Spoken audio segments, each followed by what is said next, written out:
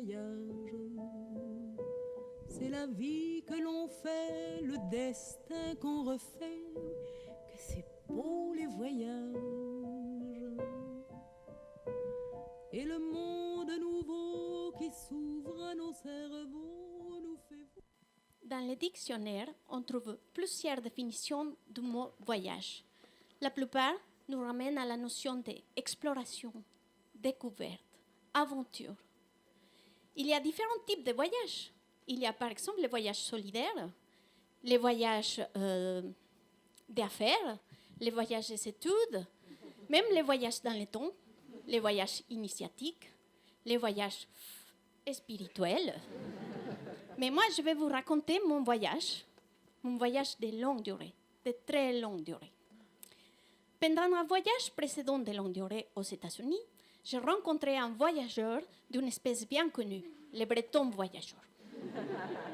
On s'est liés d'amitié, et un peu plus, mais ce n'est pas le sujet. Et il m'a proposé de venir découvrir la terre promise, la Bretagne, et la France aussi. La première chose qui m'a impressionnée, c'est la beauté. Non, c'est pas vrai, j'ai pris aussi mes valises. Bon, j'ai pas pris seulement mon sac à dos, j'ai pris mes 2 énormes valises, ma petite valise cabine, mon sac à dos, mon sac à main et mon dico. Je voyage légère. Et c'est comme ça que je suis arrivée à Auray, dans le Morbihan. Et cette fois-ci, la première chose qui m'a surpris, c'est la beauté du pays. Je ne vous parle pas seulement de la Tour Eiffel, le Mont Saint-Michel, le Château de la Loire et tous les clichés des cartes postales, mais vraiment de la beauté qu'il y a partout. Les montagnes, les plages, les villes qui sont assez charmantes, la lumière matinale sur les champs. Bon, vous allez me dire, oh, c'est normal. Ben oui, quand on a grandi ici depuis qu'on est tout petit, ça nous semble normal, mais c'est un pays vraiment, vraiment très beau. Bon, comme un bon voyageur, j'ai décidé de goûter la cuisine locale. Et dans un restaurant, j'ai commandé un poisson et le serveur arrive avec un poisson entier dans mon assiette. Je regarde le poisson me regarde. Je regarde le serveur, et il se moque et il part lever le filet. C'est là aussi que mes premières galères avec la langue ont commencé. Avant de venir, j'avais acheté des CD pour apprendre le français. Je n'ai jamais dépassé la première leçon. Mais comme je suis assez optimiste, je suis venue quand même et je me suis dit, dans 6 mois, c'est plié. Sauf que je ne comptais pas avec les difficultés de la prononciation. Les millions de règles grammaire, l'exception de l'exception, les lettres muettes, l'H aspiré, qui n'est pas aspiré, mais qu'il faut connaître pour ne pas dire l'haricot. Bon, 15 années après, j'ai encore quelques problèmes de prononciation et parfois je parle de mon cul, non de mon cul, quand je veux parler de mon cul. Bon, je suis la Jane Birkin mexicaine. Bon, à Auray, avec mon français approximatif, j'ai intégré une troupe de musique brésilienne pour bien m'intégrer là. Et c'est avec eux que j'ai découvert les carnavals, les fêtes de la musique, les festivals.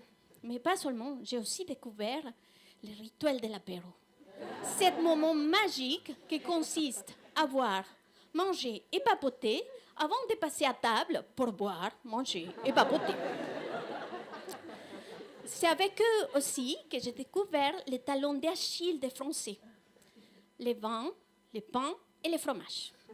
Les fromages, on trouve de toutes les tailles, de toutes les couleurs, de toutes les odeurs et toutes les consistances. Je me souviens comme ma mère, en regardant un de ces super beaux fromages français, a dit « Nous, quand c'est comme ça, on les jette à la poubelle. » Et oui, il y a certains fromages qu'il faut être français pour bien les apprécier. C'est pas toujours facile. Bon, c'est avec aussi ce groupe-là que j'ai découvert plein de choses. Je me suis bien amusée. Mais comme dans tout voyage de longue durée, à un moment donné, on n'a plus de sous. Et quand on n'a plus de sous, soit on rentre, soit on trouve un boulot. Ben, j'ai trouvé un boulot et je continuais à observer les Français, mais d'un autre côté. Alors, je pourrais vous raconter des clichés, vous dire les Français râleurs, les French lovers, Mais non, je vais vous parler de ces petites habitudes qui passent inaperçues. Par exemple, vous savez que les Français pètent avec la bouche, devant tout le monde, comme ça. Et chaque pète a une signification différente. On a le Français qui est blasé, les Français qui ne connaissent pas, les Français qui s'en foutent. Bon, c'est marrant. J'ai aussi appris qu'il ne faut pas dire dans ton boulot que c'est ton anniversaire. Au Mexique, le jour de ton anniversaire, c'est toi le roi. Les gens t'invitent déjeuner, t'amènent des cadeaux, t'amènent un gâteau. En France, tu dis, c'est mon anniversaire. Ils te disent, ils sont nuls les croissants. Bon, vous me direz, tu n'es plus en voyage, Laura, ça fait longtemps. Ou peut-être que tu n'es pas assez intégrée. Mais non, rappelez-vous, je mange des fromages, je maîtrise l'art de l'apéro, je aussi. C'est simplement que je me laisse surprendre par la vie, que je continue à tenter de nouvelles choses, à rencontrer des gens.